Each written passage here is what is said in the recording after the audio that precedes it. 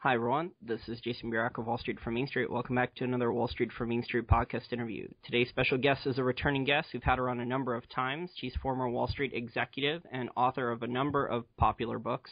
Her most recent book is All the President's Bankers, which I read last year, and I thought it was very interesting. Thank you for joining us again, Nomi Prins. Thank you very much for having me back. Now, Nomi, you do a great job there with the historical context, kind of, because I'm a historian too, and I think it's important to look at the past because, the present doesn't exactly, and the future doesn't exactly repeat itself in history, but it does rhyme, I guess, as Mark Twain said. In your opinion, based on the research you did for your book, how long have Wall Street bankers tried to control U.S. presidents? Well, first I want to say they've been a mutually established relationship, so I think the control and the embrace is an important part of their associations. But I go back to really the end of the 1800s, beginning of the 1900s, simply because it was around that time where the financial concentration of Wall Street relative to, say, industrialists that were based in Philadelphia or other places really won out over anywhere else in the United States from a standpoint of financial power under J.P. Morgan and others. And at the time, also, by the time Teddy Roosevelt was in office in the early 1900s, there was a crisis in New York with respect to the banks, and it was J.P. Morgan that was tapped by Teddy Roosevelt to sort of try to figure out how to take care of things with the president's and the Treasury Department's backing, which is very much akin to what's happened many, many times since. So that was around the time, though, that relationship solidified in terms of J.P. Morgan using that instance to galvanize power to his kind of close circle of friends in the financial industry, all of whom went on to have legacies that we know today. J.P. Morgan Chase as a bank, Citigroup as a bank. These were combinations of his friends and associates back in the day who maintained strong relationships through their families, through appointments in other manners, through social circles with presidents from that time on. So the control was more a sort of mutual policy choices based on living in the same social circles and to a large extent having similar ideologies, with some presidents that sort of broke a little bit from that over the decades that followed. But in general, it was a sort of mutual club. Yeah, money and power seem to want to go together a lot, political power. And with J.P. Morgan, since you brought him up, I read Creature from Jekyll Island, too, which dovetails well with your book. And some of the stories that I found in there, and I've read other books too, but, J.P. Morgan, he created the Bull Moose Party. He was funding basically the Democrats, the Republicans, and he also created the Bull Moose Party so he could weaken the Republicans, I guess, and then get the, his puppet, Woodrow Wilson, in there to get the Federal Reserve established.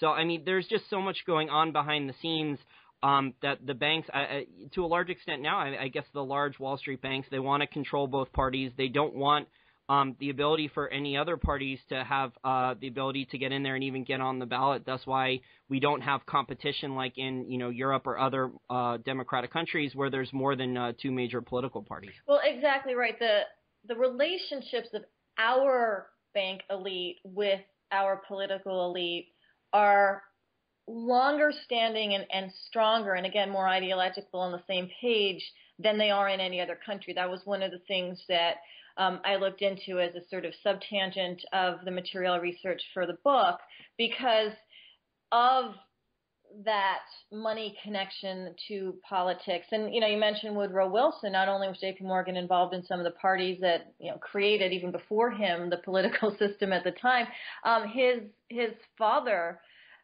Junius, was one of the benefactors of Princeton University, where Woodrow Wilson was the president at a time where Princeton was in deep need of funds. So it goes back to even before these people are placed in play for the presidency in terms of the relationships that are spawned and the sort of money and power that swirl around together. And in the United States, it just happens to be a closer collaboration than in any other country. Not to say that, for example, Deutsche Bank right now doesn't have a huge tie on German policy or on ECB funds or anything like that. It certainly exists in other places, but it happens to be very acute in the United States.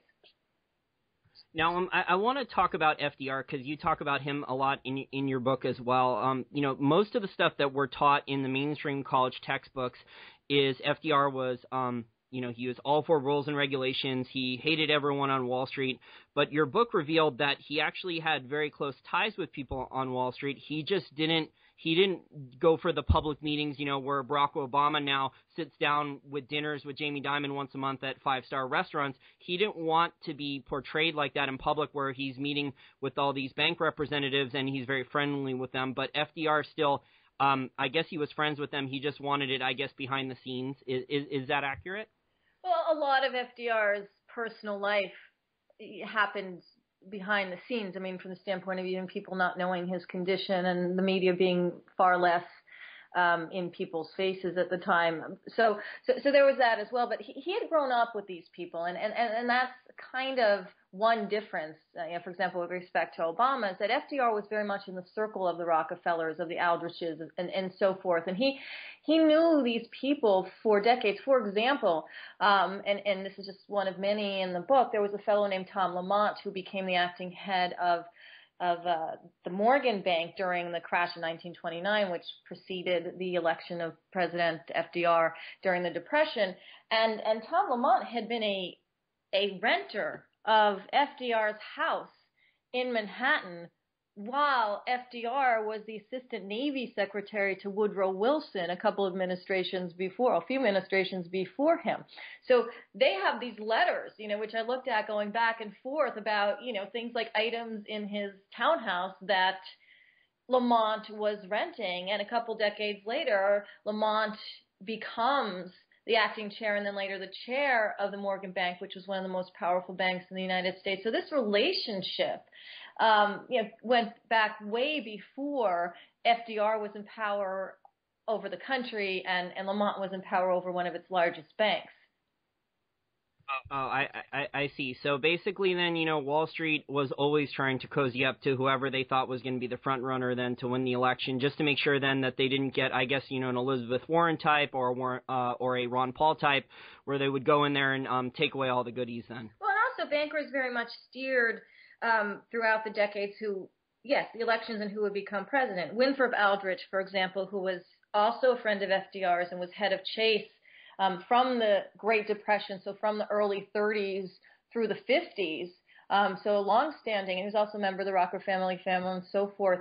He was one of the team that went to convince Dwight Eisenhower that he should run for president and run for president on the Republican ticket after Harry Truman in World War II. So yes, they pick and select people that they believe not just they can control, but they hang out with, they associate with, particularly in those days. Today it's a little bit different, and I talk about that change in the book. Like with respect to Obama, I don't know that he and Jamie Dimon actually like each other, but it's much more of a perfunctory relationship where, they're still running the two poles of power in the United States from the financial and the political perspective, and they have to get together from that perspective. And, there are other things like Obama's personal money is with JP Morgan Asset Management and so forth. But it's not quite that we grew up together and we went yachting together and our fathers created clubs together type of camaraderie. It's just morphed into something more useful to both parties as opposed to necessarily warm. Which I see. It's not like they went to the same Ivy League school in the same class and they were in the same fraternity or they entered the Council of Foreign Relations in the same year, things like that. Although the old boys club is right. Huh? Well, that has happened in some instances too, but I'm talking about much more that we went to, weddings and hung out and picnicked and yachted and smoked cigars, those kinds of social activities as well. Yes, as well as the academic ones and being just in the same type of circle for many years, if not decades, if not being preceded by generations where that was the case. Now, you worked on Wall Street for a while. in different jobs. In your opinion, has corruption increased a lot on Wall Street since when you first started? Yes, I started in the late 80s, and during that time, there was certainly a push by the banking industry to roll back some of the restrictions like Glass-Steagall, the act that was passed under FDR and with Republican banker support back in 1933 to separate the risky activities from people's deposits. So there was a lot of push going on back then, and there was a lot of trading of securities that would ultimately become more and more complex and blow up more and more times.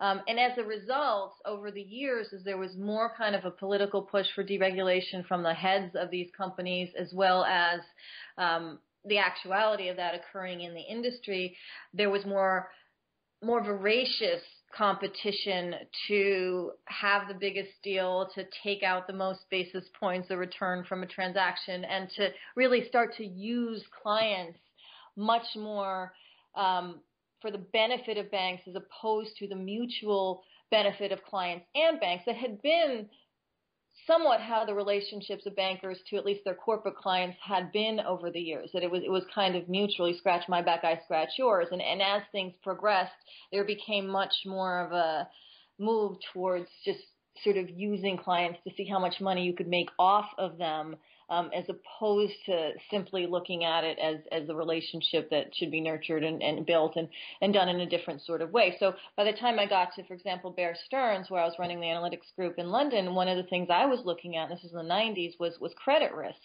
And this idea that things could default, and if securities or pieces of them or pieces attached to them defaulted, that could create large losses for people that assumed that there wouldn't be defaults or that they would be less likely in terms of investors. And that was one of the things I was looking at, I analyzed, I ran numbers for. And by the time, so the late 90s happened in the early 2000s, and I was at Goldman, this idea of showing people, showing investors, pension funds, central banks, whatever, the downside of particular transactions just kind of went out the window. It was all about, how can something be sold and the upside be promoted to the client as opposed to all of the risks on the downside being shown as well. And so that shift really did happen. And as a result, more and more investors were involved in buying things they either didn't understand, borrowing money from banks in order to buy the things that they didn't understand. So when those securities went bust, their loans had to be repaid, and those went bust.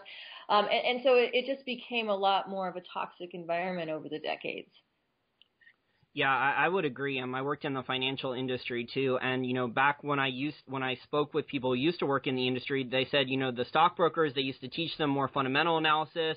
They wanted to help their clients make money. They didn't care necessarily about selling them the highest commission garbage. Right. They cared about protecting their money and keeping a long-term client book of happy clients that were doing well in win-win scenarios. Right. And that, I guess maybe around the 80s, from what I was told, 70s, 80s, that was starting to be phased out to the point now where almost all, the lower level people that are hired, like in the financial industry, they're either salespeople or everyone's, a math-based person looking at a model, and they think that they can, do modern portfolio theory and value at risk, and they think that they understand risk just by a model. They think that they can model the economy, which is very complex with, fairly easily, but obviously look at the results. Well, and also it is more complex, and the securities are more complex, the risk is more complex, but also the players are larger.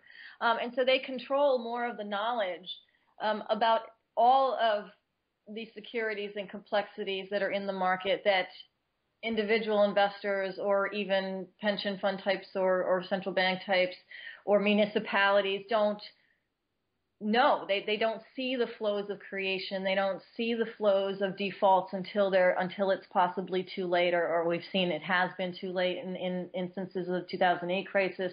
And that's because of the concurrent development of these complex securities with not enough transparency and not enough regulation, as well as the deregulation of the entire industry to allow these larger players to become bigger and to merge in the standpoint of commercial banks and investment banks in the wake of the repeal of Glass-Steagall in 1999, to be able to merge deposits and assets and insurance contracts from the sort of people side of things with the more esoteric securities and trading patterns and leverage on the investment banking side of things. And so not only were the securities themselves becoming more complex and the desire to make money off of clients more intense, but the competition after deregulation to become the biggest, and therefore to control the most information, the most capital, became also more intense, and that's created this more risky situation that we're in today. I also think, to add to your points there, I don't think the banks, Nomi, would have gotten this big without the Federal Reserve. There's basically an implicit guarantee there that although Lehman Brothers was a sacrificial lamb, that I think they realized that after that they can't really allow any of these banks to fail without, collapsing everything else, because these banks have such large derivatives books and so much exposure compared to their capital bases and asset bases. And I don't think without central banking, these banks would have been allowed to get this big. The insurance companies that are insuring the banks would have said, we're not going to let these banks do these mergers, do these exotic derivatives, and get this large, because there's no guarantee, that there's no bailout coming. We're not going to let you guys take this risk with your capital. We're not going to insure you for this money because, the Federal Reserve's not there to print all this money and just give it to you. And I think the Fed has definitely massively created, and other central banks in general have created massive amounts of moral hazard. I mean, we can't have any type of good long-term capitalism without people being scared of failure, because, when you're scared of failure, you're scared of bankruptcy, getting fired, going to prison for fraud and things like this. This regulates the system to a certain extent that, about taking risk and stuff. I couldn't agree with you more. The Federal Reserve, and you mentioned the creature from Jekyll Island, and we talked about the Fed a little while ago, was created specifically to back up the larger banks, their members, their creators. And even at the time of the creation, I cannot imagine J.P. Morgan could have envisioned so much support coming from the Federal Reserve. They would get to that extent that it was kind of so dishonorable in a way to have such a big backer. I mean, yeah, they wanted a backer, but what has happened, particularly in the wake of the financial crisis of 2008, is that the Fed's sitting on a $4.5 trillion book of debt. 1.7 or whatever trillion dollars of that debt are mortgage securities that are purchased from the very same banks, one of which, J.P. Morgan Chase, is being paid by the Fed to manage the book of securities, mortgage securities that the Fed bought from the banking system. So actually getting paid to do that.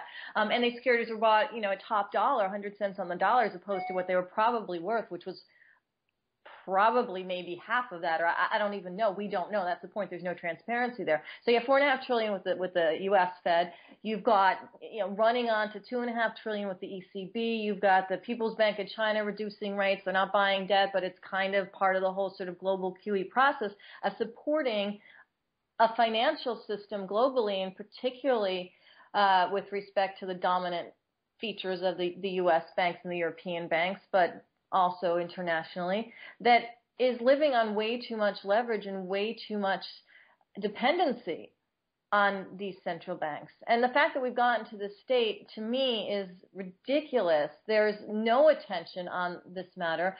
The Federal Reserve is perceived and spun by Washington and by both parties in Washington to be some sort of savior to the American public, that if it hadn't stepped in, if it hadn't bought debt, if it hadn't increased liquidity to these larger banks, then somehow the entire economy would have collapsed by more than it went down in the wake of the crisis. And that's what's being sold. So it's definitely a dangerous institution with respect to the risk it is creating by enabling money to be had at 0% interest by the financial system, securities to be bought, and therefore other securities to be overvalued, and also the moral hazard that you mentioned, the idea that if things go wrong, there will be a bailout, there will be more subsidies. They can get more creative, possibly, because more people might be looking at them from a public standpoint, but they'll be there. And that's a very dangerous scenario. Yeah, I completely agree. I don't see any of this money printing from really any of these global central banks benefiting the people on Main Street. I see, they say 0% interest or close, and they want financial repression. We've seen this in Japan. They've been doing it longer than anyone else. The U.S. is a little bit further behind. Europe has joined this, and I think now even China is preparing a quantitative easing bond buying program to extend maturities on bonds and drive down interest rates there. By buying up bad municipal debt, just printing more currency. But I don't see this benefiting really anyone on Main Street in the real economy. I see this benefiting, hedge fund managers who can do carry trades, Wall Street investment banks, and the large governments who are borrowing at lower and lower rates to give out campaign promises and goodies for whatever projects they have in their district, just to try to maintain the status quo at all costs. Absolutely, and again, this is a historic anomaly that's become an accepted policy because we've never had to this extent the support from the central banking system globally or nationally.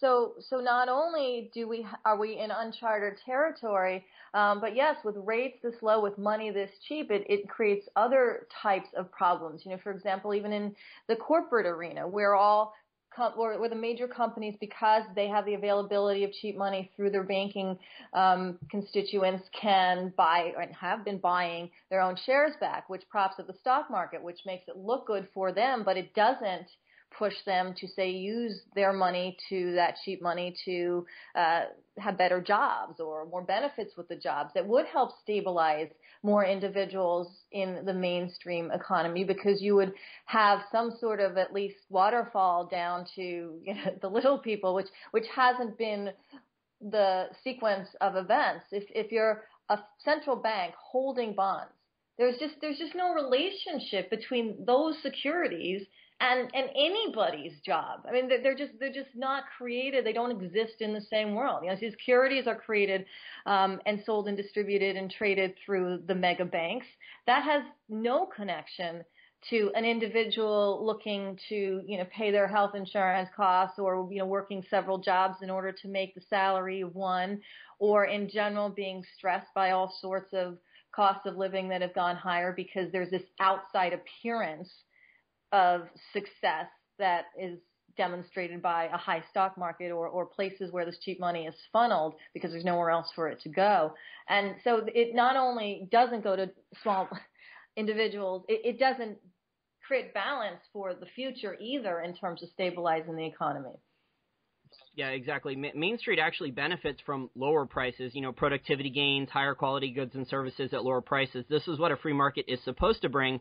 But we see, the people in power, the Keynesians, from which politicians who listen to the Keynesians, they want higher prices. They want those asset price bubbles. They believe in the wealth effect for whatever reasons. We hear Janet Yellen saying now she doesn't want a higher stock market bubble. Well, there's over 10 years of academic research where the Federal Reserve paid academic economists to write, white papers, research papers talking about the benefits of the wealth effect. Alan Greenspan was talking about it. Ben Bernanke was talking about it.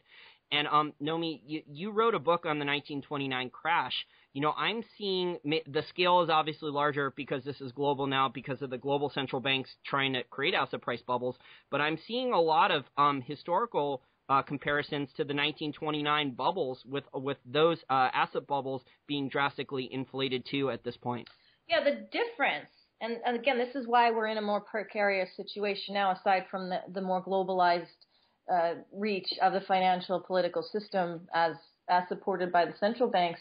In the 20s and into the bubble that was created in the stock market in the U.S. and globally as well, the availability of money, the cost of money, was more expensive then than it is today. So the fact that we have 0% interest rates with respect to the major financial institutions and very low rates to the corporate institutions that are associated with them is a difference. It's a more hazardous difference to what happened in the 20s. Now, there was certainly speculation going on in the 20s with respect to real estate, with respect to, the United States, particular at the time National City Bank, which is now Citigroup, going into Latin American countries and creating all sorts of investment strategies there on the ground and selling them into investors in the U.S. and Europe. There's certainly a lot of that going on, and a lot of that went bust when a global depression arose. But today we have that plus their ability to, because of central bank and government coordinated policy around the world, receive money at no cost. And when their money is printed or available at no cost, the hazard associated with how that money is used has a much greater cost. Yeah, I completely agree. Now, we're seeing China and Russia, a lot of the other G20 countries, we're starting to see them after 2008. I guess they were kind of caught off guard with everything collapsing in 2008. They've started to lay the foundation, whether that's a new SWIFT system, an Asian infrastructure bank, that's similar to, I guess, a competitor to the IMF. Why do you think these countries are doing this and setting up, currency swap lines with each other with bilateral trade agreements and things like that? For two reasons. One is that in the wake of the financial crisis, it was apparent, to anyone watching, and particularly to China and Russia and so forth, who were sort of on the outside of it, because they weren't involved in the leveraging, the credit derivatives, the CDOs, the toxic mortgages, creation and distribution, to the extent that the U.S. banks were in the European banks. 75% of the toxic assets, or the sort of mortgage-related assets and related derivatives created into the financial crisis, were created and distributed by U.S. banks and through their subsidiaries, and most of the rest through Europe. So that was a major source of risk to the general economy globally, and that's something that if you're in China, where the risk until that point that was taken by the state-owned banks and so forth was much less than that, you don't want your economy to be destabilized because of practices that you can't control that are happening on the outside. Now, on the flip side of that, you're still buying dollars and you're still owning treasury debt and more treasury debt than you had before the financial crisis, because the U.S. has been manufacturing it. So there's the flip side. You're trying to balance the value of the U.S. dollar securities and businesses in which you're involved with your desire, China's desire, Russia's desire, to also create a more independent infrastructure and entity and currency arrangements that can withstand the particular policies when they go wrong that are backing the U.S. dollar and that back the U.S. financial system. So that's one big part of it. Now, the danger, though, on that is that, for example, China is creating all these new relationships and sending hordes of business people and diplomats and so forth to South America, to Central America, to try and see what types of transactions and arrangements and business dealings they can create, which was exactly what the U.S. has been doing, and that hasn't necessarily resulted in positivity for that region. So there's also the danger that China is doing what the U.S. has done wrongly, but also they are trying to balance their ability to act independently of the U.S. Yeah, I actually just saw a story from RT, and they interviewed someone from Africa, because China's in there heavily too, and they said unlike Western Europe and the United States, where Africans governments are generally treated like colonies, and they're not given as much respect, they said the Chinese are mostly in there to try to do business deals. So they want to create win-win scenarios where Africa benefits, get some type of investment for this and this, and China gets, natural resources or something like that, and they try to work on more win-win scenarios rather than, the U.S. just imposing terms or Europe just imposing terms on Africa or South America. So it sounds a little bit better, but, I don't know if it's going to stay that way going forward. Well, that's the thing. I mean, they can learn, and they, again, one of the reasons they're creating these alliances is because they did notice what was happening in the wake of the financial crisis, and just in general how sort of precarious the position is of our financial system and our supporting political system. They do know that, and there is an opportunity to work these international collaborations in a more prudent, mutually beneficial manner, and that that should be the hope in general globally. I mean, the hope is to allow everyone to benefit from their business dealings on the ground up through the companies and, the governments that are involved. But I would hope that is the play. But history has shown, and this is sort of where greed comes in, that when things become easy or easier, there tend to be more fraud and disrespect of those sorts of boundaries that come into the equation. So, I mean, it remains to be seen. Yeah, I mean, I just finished this book called Age of Ambition. It's about the Chinese culture and what's going on there. It's a great book for listeners out there who want to read it.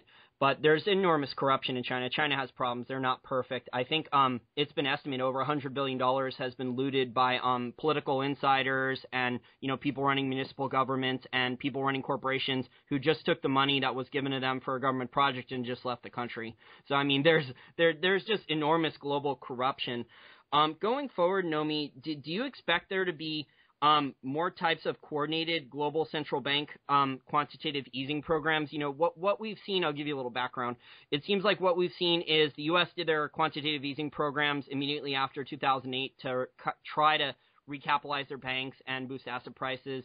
And then the U.S. took a break from this, and then they passed the baton to Japan, and then Japan did this, and then Japan passed the baton to Europe. Do you think that this is this like musical chairs game is gonna keep going as long as they can?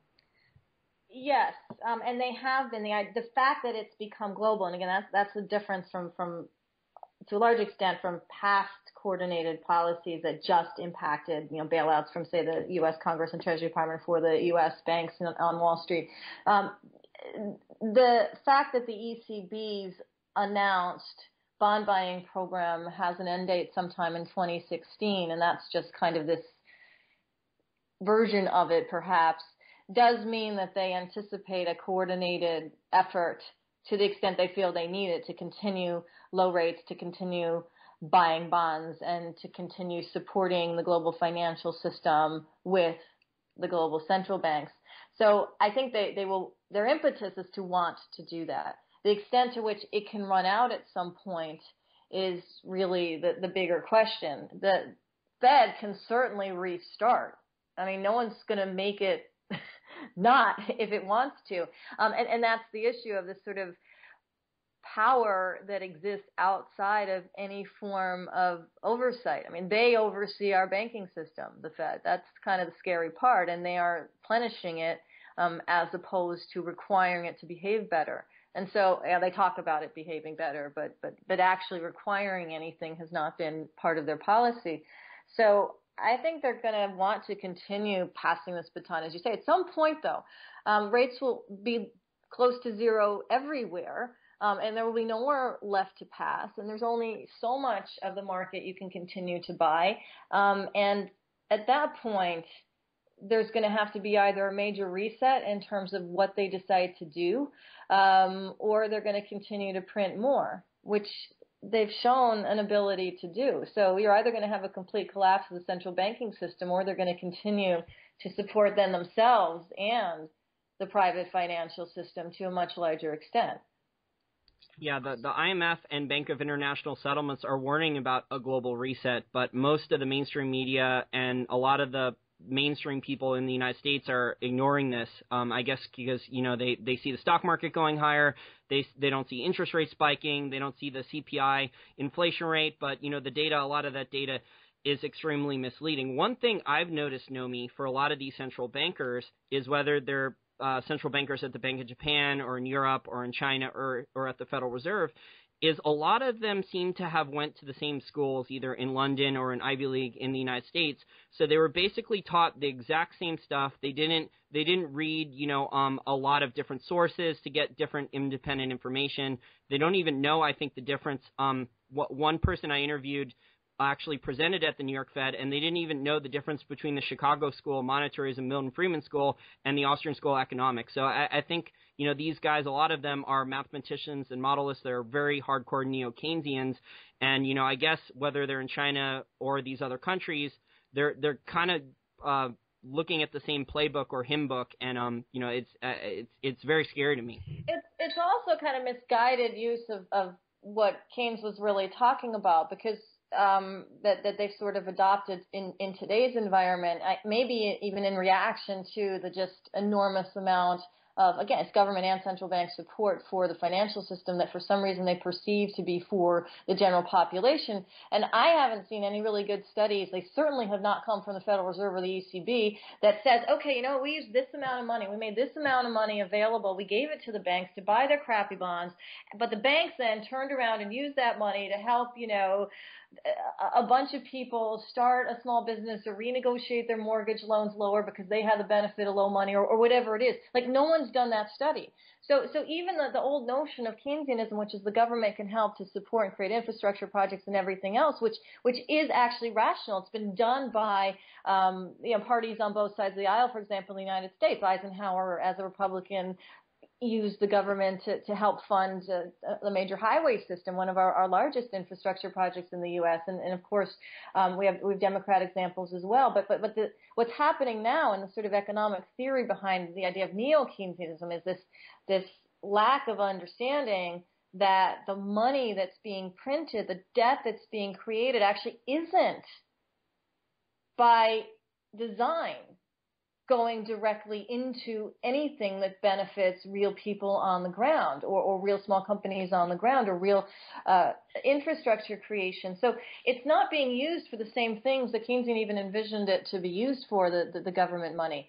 So that's the problem. But the other problem, you mentioned the sort of elite circles that these people, and I throw politicians and bankers, their chosen economists into this pot have, is that they don't need to step outside of what they see. So whether it's the idea on the other side of neo-Keynesianism of enacting austerity measures in return for national bailouts, which ultimately go through the banks, or if it's the idea of just printing money to supposedly help the Main Street, which it doesn't do, both sides of that fail to have the curiosity or the need to have the curiosity to see what's actually going on. And that's a bigger problem, to not connect the dots between how this money is being printed, how this debt is being created, why it's being created, who's actually benefiting from it, which is the financial system at the expense of populations throughout the world. And whatever side you are on in terms of economic theory, it seems that they're both missing this point. Yeah, that's very interesting, and I think we're seeing a lot of people who are worried about, the current system collapsing, that the status quo is not sustainable, and I think most people, if they've actually studied the system, will tell you the status quo is not sustainable. I mean, I can't tell you how long it's going to last, how much longer it's going to last, but we're seeing evidence of, China, Russia, the Middle East, a lot of G20 countries just massively accumulating gold and diversifying their treasury and dollar holdings out of paper. Because at some point, and again, the issue is timing, because we are in uncharted territory. I don't think anyone who thought debt was a good idea for other purposes or didn't think it was a good idea could have envisioned the extent to which it's been created, the extent to which these QE programs have gone on, and the amount of liquidity it's pumped into the financial system as a result at zero interest in some countries and heading there in others. I don't think anyone would have said that's going to go on for like 7 years with no potential end after 8, I think it's just unimaginable that the type of environment that we're in. So that's one thing. My last question for you, Nomi, I just see all these scandals from politicians, whether it's the Hillary Clinton scandal, there's so many more. The latest scandal that actually came out in the last week, I don't know if you saw the news story, was Congress is trying to protect its ability to do insider stock trading based on, the information they hear in committee and subcommittee meetings. These news stories, Nomi, whether it's Democrats, Republicans, there's tons and tons of corruption stories. I'm actually debating doing a documentary about this, but it just disgusts me. And it really disgusts me how, the choice for the next presidential election may be a Bush and a Clinton. How do you think we can clean up the corruption in politics? I don't know that we can clean up the corruption. I think that there has to be more awareness, because for voters, all of this is either not transparent or nobody cares. And it's not like any individual person can vote to change it, but collectively we should have a better consciousness about at least the fact that this exists and that certain people that come outside of the main families, the main relationships that have been established for decades or, even in some instances in the Bush family to Wall Street over a century, that this stuff is actually really impacting everything we do, from how much interest we don't get at banks for our bank accounts to how much we pay for health insurance to university tuition to everything else because of the skewness of the sort of political and financial influence and the corruption that it's inbred within that alliance. I agree that it's likely we're going to have a Hillary Bush runoff in 2016 precisely because of the long-term alliances between these families and those powerful institutions and individuals who have the money and want things in return for their support. So it's tough. I don't know that we can eradicate corruption. We can reduce certain funnels of money into political coffers, which hasn't been done, which the Supreme Court sort of voted against. But there's a myriad of other things outside of that, aside of individual donations and corporate donations that support the status quo of powerful corporate elite and powerful political elite. And you mentioned before, I just want to say I forgot who did this quote, but there's the quote about absolute power corrupts absolutely. Is that it?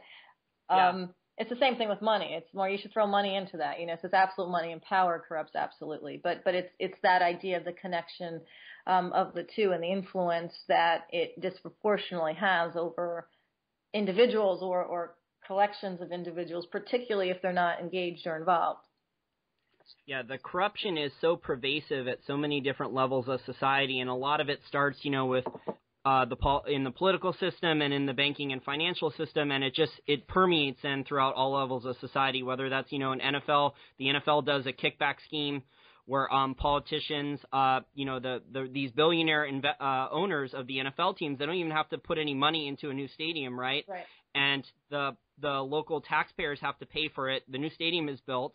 And then, the local government is foot with the bill, and the value of the pro sports team goes up. Right. And then the NFL rebates back a Super Bowl where they may have spent $1 billion on construction to build the new stadium, but then, the NFL kicks back a $400 million Super Bowl promise within, 5 or 7 years. And, this is all a scheme. I guess it's all off cheap debt and fiat money and a lack of morality that we have. I think it starts at the top there. Well, and meanwhile, it's harder and harder for real people who like football to get tickets to the Super Bowl or to be able to afford them. So that's the other. The stadiums are. I agree. Look at the stadium. Look at the baseball game stadiums now. Look at the football game stadiums. Most of the regular season games, the tickets are empty because most people can't afford the tickets. That's exactly right. Which was not how particularly baseball was envisioned in this country. So yes, that's the other disconnect between the money and the power and sort of everyone else. It infiltrates into something as tiny, well, or big, depending on your love for football, as a Super Bowl or your ability to see it one day in person. Yeah, I don't know if the system can be completely cleaned up. I think, the money and banking systems are a runaway train, and the politicians, a lot of them, I live right outside of Washington, D.C., and I know you come here, but, most of the politicians, they don't really care what happens a couple years from now as long as they have the right political contacts, because they know that with the right political contacts, right after they leave their political position, they care about the election cycles. But even if they don't win, they could go get a 7 or 8 figure lobbying job on K Street, and they'll be set for life then. Or they can work at a private equity fund, or or anything or make a lot of money in speakers' fees, as Bill Clinton does. All of that. I'm sure that Obama's going to be making some top dollar bucks on speaking fees as well, and that's one of the things that you look at. How does anybody in power continue to push their power beyond what their current position might be? And that's a constant thought in Washington by, I would say, 99% of the players. Some might actually, the other 1%, actually care about the idea of public policy. Maybe it's a little bit higher than that, depending on the Congress. But the idea of pushing power beyond position is what fosters these long-term relationships and this back and forth and give and take. I just want to add one thing because I just thought of it now, and it's never going to happen. But one thing, just with respect to Wall Street and the money and the influence of Washington and Wall Street together, is that the Treasury Secretary position, which is appointed by the president, that's part of our infrastructure as a country, that's part of our laws, would be much better off being an elected position rather than an appointed position. I voted upon by people because it is such a powerful role in our economy, and because too often, particularly recently, that person comes from either inside Wall Street directly or from some capacity very tightly associated with Wall Street and then goes back to Wall Street, that it would be one way to diffuse some of that power over the rest of the economy. But the likelihood of that happening or being changed is probably zero, but it would be a good step. Yeah, when Obama promised hope and change, but when he took office, he brought in a lot of Clinton administration people, and the Clintons are very tied in with Wall Street. I think we just saw one of the former Goldman Sachs directors, I think Gary Gensler, who was the former head of the CFTC, he just left, and I think he's running Hillary Clinton's finance department for her campaign finance. Right. So, I mean, there's just so many connections now with Wall Street. I think most of the Treasury secretaries, Nomi, of the last number of decades have been former Goldman Sachs people. So, and what happened with John Corzine, how he avoided any prison time for stealing, his customers' funds, and now he may even start a hedge fund. This stuff all just disgusts me. Right. It is quite disgusting. It should disgust you. It should disgust a lot of people, because what it does is it makes a mockery of the idea of a republic or a democracy. It just makes a mockery of this idea of somewhat that the power of individuals together equals the power of the elite individuals that are currently or can be in power, and it just makes a mockery of that whole idea.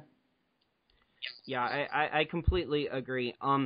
It's gonna be a difficult road, but you're waking people up with your work and your books, and I'm trying to wake people up and get them to think a little independently. But if people keep watching the same mainstream media stuff and reading the same newspapers and believing the same sources and not challenging their beliefs, they're not going to change. But it's going to be a slow process because most people are not very comfortable with changing. True, but like you said, I think the more people that talk about and bring different ideas into the atmosphere, the more some people are going to grab those ideas, perhaps talk to each other, and at least up awareness, which is a very good first step. That's it. Yeah, we're all about financial education, increasing people's awareness, getting people to read some books or some articles or some podcasts and starting from there, basic stuff. I just want to thank you again for your time, Nomi. I really enjoyed this discussion. Please tell our listeners where they can find all the President's Bankers. You can go through my website, www.nomiprins.com. But also, I think right now, Amazon has vastly reduced the price of the paperback, which I just came out the end of March. So I know that that's one place to go as well if you want to do something online or the local bookstore or library. Okay, and I'll put a link to buy your book in the info for this interview. I just want to thank you again for your time. I really enjoyed this discussion. It was very interesting getting a behind-the-scenes look about someone who's actually worked on Wall Street for a while. Really appreciate your time. I do as well, Jason. Thank you.